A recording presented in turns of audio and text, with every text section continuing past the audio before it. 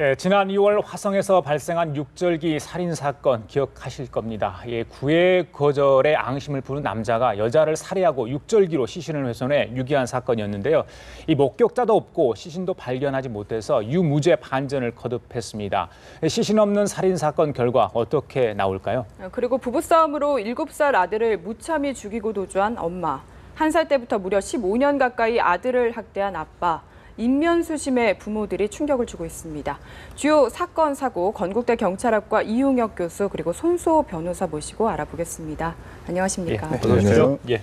자, 육절기 시신 없는 살인 사건 얘기도 좀 해보겠습니다. 지난 2월이었죠. 일단 뭐 여성을 잔인하게 일단 살해한 것으로, 특히 이제 고기를 자는 육절기를 이용한 것으로 그쪽에서 혈흔이 발견이 됐기 때문에 저희들이 이제 깜짝 놀라지 않았습니까? 많이 뭐 너무 잔인하다 이런 이야기도 있었는데, 일단 살인 혐의가 적용이 됐어요. 이게 뒤늦게 그것도 그런 이유가 있을까요? 그 처음에는 이제 그 방화죄로만 이제 적용을 했습니다. 근데 좀 사연이 있었죠. 그런데 어쨌든 상당 부분 왜냐하면 이 할머니가 실종이 되었기 때문에 상당히 의심스럽다. 같은 집 별채에서 살았기 때문에. 그래서 그 집을 수색을 하려고 했었는데 하루를 앞두고 자기가 사는 집을 불을 붙인 거죠. 그래서 상당 부분 이제 이상하다라고 생각을 해서 어쨌든 방화로만 이제 의뢰를 했었는데. 그런데 그 육절기라고 하는 것이 이제 등장을 했습니다. 근데 육절기라고 하는 것이 소위 그 전국점에서 돼지 뼈, 소뼈를 이제 자르는 것이기 때문에. 그런데 이 육절기를 구입을 중고상을 통해서 13만 원을 주고 구입했던 거죠. 근데 왜 구입을 했냐라고 했더니 자기가 그 나무 공예를 하기 위해서 했다. 그래서 상당히 이제 의심스러운 점이 이제 있어서 어쨌든 살인의 용의 점이 강하지만 그 사체가 뭐 발견되지 않고 해서 방화죄로만 수사를 하고 방화죄로만 이제 기소를 하려고 했었는데 이른바 그 육절기 그 단면에서 아주 그 구체적인 DNA 증거가 나왔던 것이죠. 특히 그 피해자의 DNA 증거가 나왔을 뿐만이 아니고 인체의 장기 부분과 관련된 것이 육절기 단면에서 나왔다. 그러면 이거 살인의 혐의가 짙다. 더군다나 그 PC를 검색을 했더니 이른바 디지털 포렌식이죠. 거기에 육절기, 사체 해부, 인체 해부 이런 그 단어도 나왔다. 그러면 사체가 비록 없긴 하지만 살인이라고 하는 범죄 입증도 수월하다라고 해서 살인 혐의까지 함께 지금 뭐 기소를 하려고 하는 상황이 있는 것이죠. 그렇군요. 그런데 변호사님, 살인 사건의 가장 중요한 증거는 어쨌든 시신이지 않습니까? 그렇습니다. 법원이 어떤 판단을 내릴지 좀 촉각을 곤두세워 본 것 같아요. 네, 이 사건의 경우에 일단 방화에 대해서는 큰 논란이 없어 보이고요. 중요한 것은 이제 살인죄 여부인데 자백을 한다면 문제 없겠죠. 하지만 무죄를 주장한다고 한다면 검찰에서 여러 가지 증거를 통해서 이제 유죄의 증명을 해야만 처벌 가능한데요. 지금 말씀하신 바와 같이 살인죄의 가장 중요한 증거는 시신입니다. 따라서 시신이 없다고 한다면 정말 사망했는지 여부조차 확인이 안 되는 거거든요. 따라서 살인죄 처벌 가능성이 좀 낮아지긴 합니다만 과거에 대법원이 이런 판결을 한 적이 있습니다. 시신이 없지만 다른 여러 가지 증거들을 종합해 볼 때 사망을 했고 또한 그렇게 사망에 이른 것은 피고인이 살해 행위를 한 거다. 라고 보아서 유죄 판결을 한 적이 있거든요. 따라서 이번 사건의 경우에도 검찰이 수집해서 제출하는 증거들만 충분히 있다고 한다면 비록 시신이 없다 하더라도 살인죄로 처벌할 수 있겠고요. 중요한 것은 따라서 검찰이 수집한 증거들이 어느 정도로 가치 있는가, 과연 살인죄를 증명할 정도에 이르렀는가 이 부분일 것으로 보입니다. 목격자 진술 이런 건 어때요? 만약에 충분히 뒤늦게 나온다면. 당연히 그 살해 현장을 봤던 목격자가 있다면 증언을 한다면 당연히 그 살인죄 유죄 가능성은 훨씬 높아지겠지만 설령 그게 없다 하더라도 지금 교수님 말씀하신 여러 가지 증거들만으로도 살인죄 유죄 입증은 충분히 가능한 상황이 아닌가 그렇게 보여집니다. 변호인 측은 계속 그 부분을 강하게 이야기를 하겠네요. 그러면 물론 그 부분에 있어서는 법정 공방은 치열할 것으로 예상됩니다. 그래요, 알겠습니다. 자. 인면수심 부모 얘기로 좀 넘어가 보겠습니다. 청주에서 일어난 일입니다. 한 아파트에서 6살 남자아이가 숨진 채 발견이 됐는데, 일단 남편에게 남긴 메모지를 보니까 그 엄마가 일단 아이를 숨지게 한 것으로 현재 지금 추정이 되고 있습니다. 용의자를 지금 지목이 된 상황 아니겠습니까? 지금 도주를 했죠, 사실은. 가장 유력한 용의자로 볼 수밖에 없는 것 같은데요. 근데 일반적으로 이제 그 엄마가 10세 이하의 그 자식을 살해하는 경우는 몇 가지 공통적인 게 있습니다. 첫째는 우울증 증세가 있다라든가 또는 이 아이가 여러 가지 정신적인 육체적인 문제가 있어서 이 아이를 위해서 내가 대신 살해를 해준다.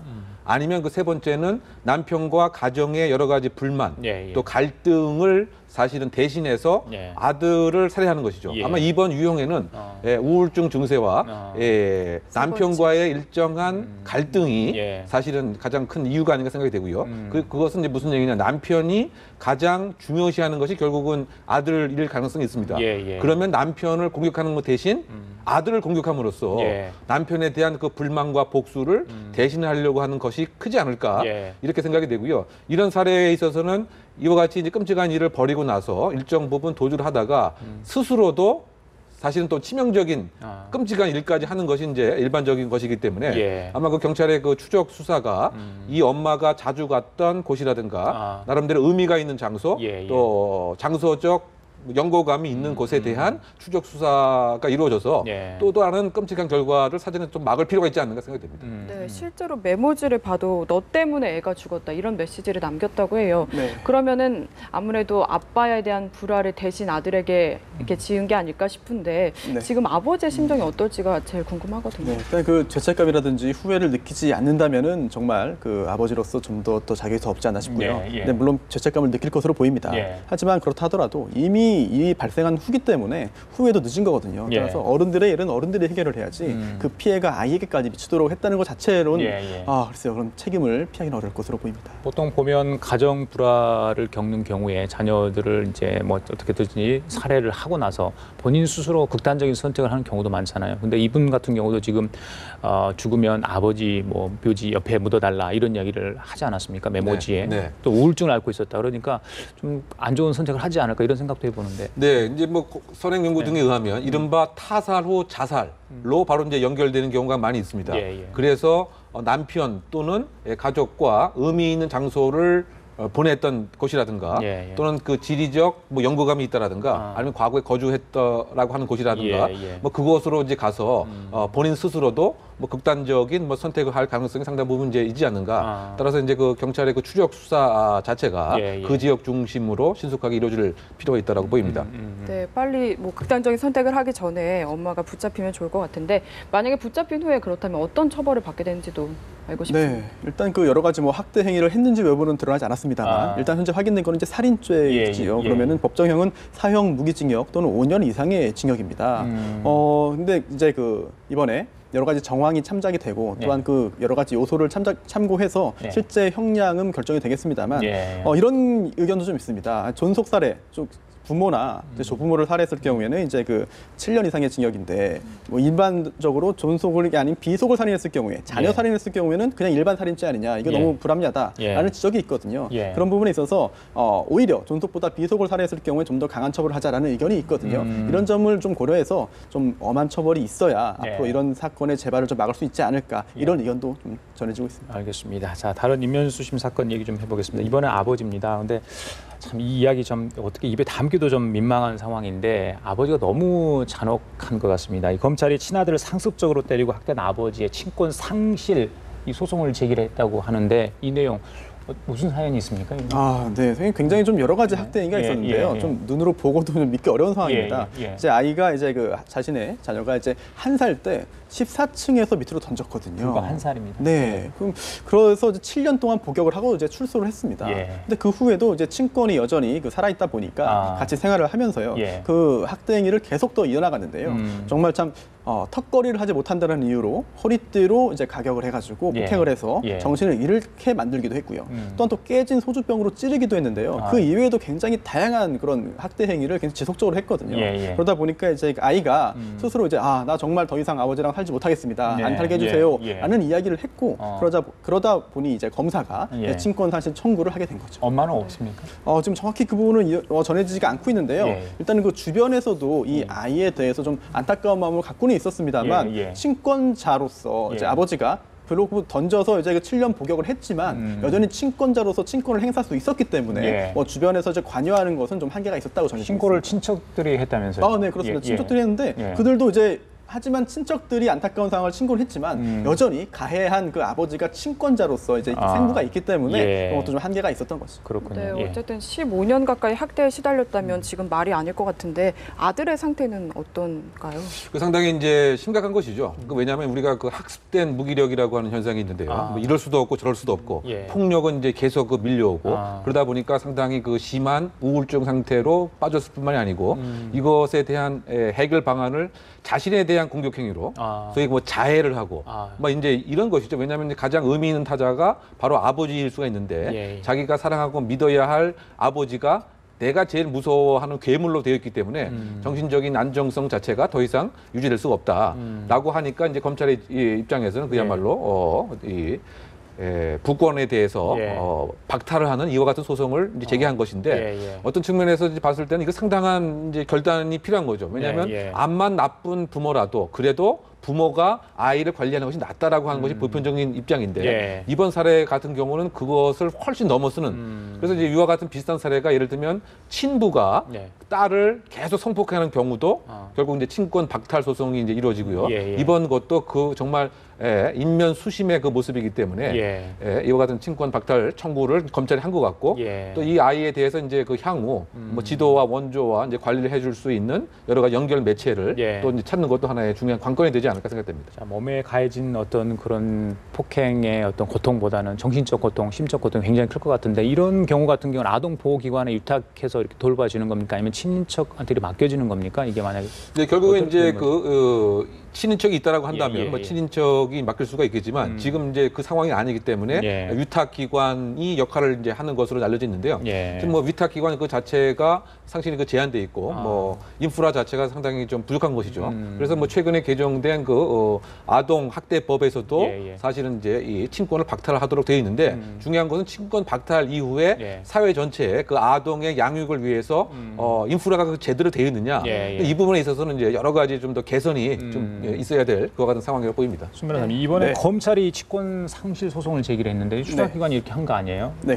다른 뭐 주위의 분들이 하는 게 아니라 이 친권 상실이라는 게 어떤 거고 절차를 어떻게 밟아야 되는 겁니까? 친권이라는 건 이제 그 생부, 생모가 이제 갖는 것이 원칙인데요. 가정법원에 청구할 수가 있습니다. 그런데 친권을 남용해서 친권자가 자녀의 복리에 복리를 현저히 해치거나 또는 현저히 해칠 우려가 있을 때 할 수 있는데요. 청구할 수 있는 사람은 자녀 본인 또는 자녀의 그 친족 또는 검사가 할 수 있습니다. 검사가 이제 공익의 대변자이기 때문에 이런 것도 단독으로 할 수 있는데요. 중요한 것은 이런 친권 상실은 바로 할 수 있는 것이 아니고요. 일시 정지라든지 기타 다른 조치로서는 그 복리를 보호할 수 없는 경우에만 할 수 있거든요. 따라서 검사가 이번 사건의 경우에 친권 상실 청구를 했다는 것은 검사가 보기에 이 사건의 경우에는 정말 친권 상실 말고는 다른 방법이 없다라고 판단하는 것으로 보이고요. 법원에서 마저 그렇게 판단을 한다면 이런 그 친권이 박탈되기 때문에 친권자로서 할 수 있는 뭐 거소 지정권이라든지 징계권이라든지 아니면은 뭐 이제 특유재산의 관리라든지 이런 것 전체를 할 수가 없게 되기 때문에요. 이번 경우에 이런 친권 상실이 이루어져서 좀 자녀가 이제 그 학대를 받지 않고 제대로 이제 생활할 수 있었으면 좋겠습니다. 그 접근 금지 같은 것도 있잖아. 이런 건 적용할 수 없나요? 이거는 친권 상실했다고 해서 바로 접근 금지할 수 있는 건 아니고요. 이제 접근 금지 가처분 같은 경우가 있긴 한데요. 과연 이제 그 별도의 소송이기 때문에 별도의 절차이기 때문에 이제 그 신청이 이루어진다고 한다면 법원의 그 판단을 거쳐서 가능은 할 수 있겠습니다. 알겠습니다. 자, 그리고 이런 사건도 있었습니다. 자, 킥복싱 선수 출신인데요. 20대 남성입니다. 근데 여자친구가 헤어졌나 봅니다. 그래서 새로운 여자친구가 이제 생겼는데 이 헤어진 여자친구가 자꾸 이제 안 좋은 얘기를 SNS에 띄워다니다 보니까 거기에 격분을 해서 이 여성을 마구 폭행해서 숨지게 했다 이런 상황인데 그 내용들이 너무 잔인해요. 킥복싱 선수 출신이라서 그런지 폭행에 너무 무관광한 거 아닌가 싶은데 너무 잔인한 지금 그렇게 해서 구속 기소가 된 거죠? 그렇죠. 뭐 킥복싱이라고 하면 그야말로 신체 자체가 흉기 무기와 별 다름 없다. 뭐 이렇게 그 얘기를 하고 있는 것인데요. 상당히 그 끔찍한 공격 행위를 분명히 한 것 같고 더군다나 이번 사건의 특징은 현재 사귀고 있는 여자친구와 합동으로 했다고 하는 점에서 일반적인 그 이별 살인하고는 조금 차이가 있는 것 같습니다. 일정한 교제를 하고 나서 자신이 일정한 통제에 벗어났다. 그것에 대해서 내가 화복시키기 위해서 전 여자친구를 통상 살해하거나 상해하거나 이런 것이 보통인데 이번 같은 경우는 여자친구가 헤어지고 나서 함께 현재 만나고 있는 여자친구가 공동으로 결국은 이제 살해를 했다는 거죠. 다만 이제 여자친구는 살해 의도가 없었기 때문에 상해치사로 의율이 된 것 같고 이 킥복싱 그 선수는 그야말로 살해의 의도가 분명히 있었기 때문에 살해죄로 된 것 같은데 지금 그 이유 자체는 이 연상의 여인을 만나고 다닌다. 이것에 대해서 험담을 하고 그러니까 상당히 그 격정적인 모습에서 공격했고 아마 현재 같이 있는 여자친구도 그것을 상당히 강화시키고 또 어떤 면에서 본다면 이 남자친구도 마초적인 모습을 더 보여주기 위해서 평상시보다 더 강한 소위 말해서 물리력을 행사할 가능성이 있지 않는가 그렇게 추정됩니다. 네, 지금 알려진 내용에 따르면요, 폭행 후에 그대로 방치를 하고 인근 공원을 배회했다고 해요. 도망가지도 않고. 이건 또 어떻게 해석을 해봐야 될까요? 일단은 그 현재 그 전직 그 선수 입장에서는 이제 살인죄로 이제 기소할 것으로 보이는데요. 중요한 것은 이제 그 당시에 그 구호 조치를 취하지 않고 주변을 배회했다는 것만을 보더라도 당시에 정말 살인 고의가 있었기 때문에 그렇게 한 거 아니겠느냐라는 생각을 할 수밖에 없겠고요. 만약에 정말 살인의 결과에 이르게까지 원하지 않았는데 단순히 폭행 또는 상해를 한 것인데 정신이 잃었다라고 한다면은 그 즉시 구호 조치를 했어야 되거든요. 따라서 구호 조치를 취하지 않은 것도 이런 살인죄로 기소되는데 이제 영향을 미친 것이 아닌가 생각이 되고 일단 강력하게 좀 처벌이 되어야만 이런 그 더 신체적으로 약한 사람에 대한 그런 그 가해 행위에 대한 그런 범죄 행위에 대해서 앞으로 좀 더 줄어들 수 있지 않을까 그런 생각이 듭니다. 예, 알겠습니다. 자, 마지막으로요. 이 경찰 고위 간부들의 자녀, 아들이죠. 물론 절반 이상이 의무경찰에 복무 중이 돼 있다. 절반, 너무 많은 건 아니겠습니까? 그렇다 보니까 뭐 특혜니 뭐 다른 의혹이 제기될 수밖에 없을 것 같은데 사실 이 교수님 주변에 경찰관들 많으시잖아요. 이런 이야기 좀 들으셨어요? 글쎄요, 뭐 얘기는 듣지 못했지만 이런 얘기는 들었습니다. 의경이 되게 상당히 어렵다. 그 의경 고시다. 뭐 이런 얘기를 많이 들었습니다. 왜냐하면 특히 그 최근에 군 내 여러 가지 폭행 사건들이 있다 보니까 적어도 이제 의경은 이제 그런 것은 안전하다. 뭐 이런 것. 그리고 또 한편으로 봐서는 근무 자체가 이제 아무래도 후방에서 하게 되고 휴가의 수도 더 많고 뭐 이런 면에서는 상당히 선호하는 하나의 군 대체 복무 제도다. 그리고 심지어 이제 의경고시이기 때문에 뭐 경쟁률도 뭐 10대 1, 20대 1 이상이 된다. 이런 얘기는 들었었는데 경찰 그 고위 간부 아들 중에 50%가 의경을 했다. 이건 상당히 뭐 그럴 수도 있겠지만 우연치고는 어쨌든 50%가 넘어가기 때문에 그 무엇인가 특혜 의혹이 뭐 있는 것은 아니겠는가라고 하는 뭐 이게 심정적인 의심은 좀 가질 수는 있다라고 생각됩니다. 네, 그렇군요. 적성 검사부터 면접까지 5단계를 거친다고 하거든요. 그런데 그쪽에서 이야기하는 건 이렇게 객관적인 절차를 거치기 때문에 뭐 특혜가 있을 수 없다 이렇게 주장을 합니다. 여기에 대해서는 어떻게 생각하시나요? 네, 아무래도 이제 그것이 무슨 뭐 딱 성적이라든가 이것보다는 뭐 인성 검사, 뭐 면접 검사 등에 있어서 일정한 프리미엄을 줄 여지가 있지 않겠는가. 이제 그러다 보니까 이제 최근에서는 이것을 과연 이제 의식해서 그런가 모르겠지만 그 경찰청에서는 이제 그와 같은 그 제도를 바꾸어서 그냥 랜덤으로 하고 뭐 추첨제로 하고 말이죠. 뭐 이런 식으로 이제 그 바뀌었다고 하니까 글쎄요, 이것이 하나의 그 촉발 요인이 뭐 되었던 것인지 뭐 어떤 것인지는 잘 모르겠지만 그만큼 상당히 좀 의혹이 가는 부분이 있고요. 지금 뭐 CG가 뭐 준비되어 있는가 모르겠지만은 소위 말해서 이제 그 아버지 경찰 고위 간부와 아들이 같은 경찰청 내에서 같은 지역 내에서 근무하는 경우가 있잖아요. 네, 그렇죠. 4.8%나 되네요. 부자가 같은 지방 경찰청에 근무. 네, 이것은 이제 어떤 면에서 본다면 좀 부자연스러운 것이죠. 지금 아들을 자기 이를테면 건물 비슷한 쪽에 이렇게 보직을 배정하는데 직간접적인 뭐 영향력을 행사한 것이 아닌가. 그러다 본다면 이제 그 아들의 입장에서는 이게 군 복무를 대시한다기보다는 그냥 아버지와 함께 있는 뭐 이런 특혜 요소들 그리고 이제 이른바 간부 아들 인기 근무지 복무 비율이 50%다. 저희 얘기는 이제 예를 들면 대근 근무라든가 뭐 이런 쪽에 아버지가 경찰 간부가 아닌 사람보다 뭐 더 많다라고 하는 것은 분명히 뭐 전화 한 통화라도 뭐 인사 보직을 했을 때 영향력을 줄 가능성이 있다. 이런 점에서는 상당 부분 이제 그 특혜의 소지가 있다라고 하는 점 때문에 의경 선발 절차를 좀 대폭 개선한 것이 아닌가라고 하는 추정을 하고 있습니다. 선배님 속칭 이 빽 있잖아, 빽이라고 하잖아 우리 사회에서 일반적으로 뭐 그런 게 것들이 저런 보직이나 그 의경 선발 과정에서 네. 작용을 하기 때문에 저런 결과가 나올까요? 어떻게 보세요? 지금 그 수치만을 보자면은 그런 의심을 할 수밖에 없을 것 같아요. 하지만 이제 경찰 내부에서 밝히기로는 예. 정말 공정한 절차를 거친다라고 예. 하고 있기 때문에 실제로도 경찰이 밝힌 대로 어떠한 그런 그 외부적인 영향이 없기를 바라고요. 또 하나 좀 경찰에게 또 하나 좀 조언을 드리고 또한 제안하고 싶은 것은 네. 지금 일단 그 숫자만을 볼 때는 의혹이 좀 있지 않겠습니까? 국민적인 의혹이 있을 수밖에 없는데 그렇다고 한다면 같은 지방경찰청에서 근무를 하지 못하게 또 역차별의 요소도 있습니다만 예, 아예 예. 선제적으로 예. 그렇게 해가지고 조치를 취하거나 또는 인기근무지 좋다. 아예 인기근무지에서 일하지 복무하지 않겠다라고 예, 한다든지 예. 이런 걸 통해서 오히려 좀 더 희생하는 자세를 보인다면 국민들의 의혹도 뭐 물론 의혹이라고 생각합니다. 단순 의혹 예, 이런 예. 것도 더 사라지고 오히려 경찰에 대한 신뢰가 더 올라가지 않을까 이런 생각도 듭니다. 제가 아는 분은 자녀가 이제 의경에 지금 현재 복무 중인데 소위 말해서 편한 곳이라고 이야기를 합니다. 그런데 너무 편해서 사실은 좀 더 바쁘고 열심히 군 생활을 좀 즐길 수 있는 곳으로 보내달라고 오히려 그런 민원을 아버지께 이야기를 했다고 그래요. 네. 거기에 대해서는 어떻게 보세요? 그게 맞지 않을까 싶은 생각도 네, 들어요. 뭐 예. 그런 예. 그 아들을 둔 예. 그 아버지가 조금 부끄럽지 않을까 하는 생각이 드는 거죠. 예, 아들은 예. 그렇게 원하는데 아버지가 너무 이제 편파적으로 아들을 너무 사랑하는 마음에 또 어떤 면에서 본다면 요즘에 그 외동의 아들이 많다 보니까 그렇죠. 아버지들이 너무 과도하게 보호를 하려고 하는 것인데 예. 사실은 이제 그 젊은이가 어떤 패기가 있어야 되고 예, 예. 우리 그 대한민국 남자의 가장 큰 특징은 다 군대를 이제 갔다 왔다로 하는 뭐 이것에 있어서 예, 예. 너무 감싸는 뭐 이런 자세보다는 좀 더 그 아들들을 강하게 키우는 이런 아버지 상이 좀 필요하지 않나 개인적으로 생각합니다. 11월부터 이제 면접 폐지되고 추첨으로 선발을 한다고 그러는데 이런 어떤 고질적인 병폐라고 할 수 있는 이런 부분들은 좀 다 정리가 되겠습니까? 아무래도 이제 제도가 바뀌기 때문에 지금까지 있었던 여러 가지 면접에 있어서 혹시 뭐 프리미엄이라든가 예, 예. 또 배치에 있어서 인사 과정에 뭐 직간접 영향력 자체가 아예 그 기계적으로 바뀐다고 한다면 예. 이런 의혹 자체가 처음부터 불식될 가능성이 크지 않나 생각됩니다. 그래요. 알겠습니다. 자, 지금까지 이웅혁 건국대 경찰학과 교수 그리고 손수호 변호사와 함께 얘기 나눠봤습니다. 두 말씀 잘 들었습니다. 감사합니다. 고맙습니다.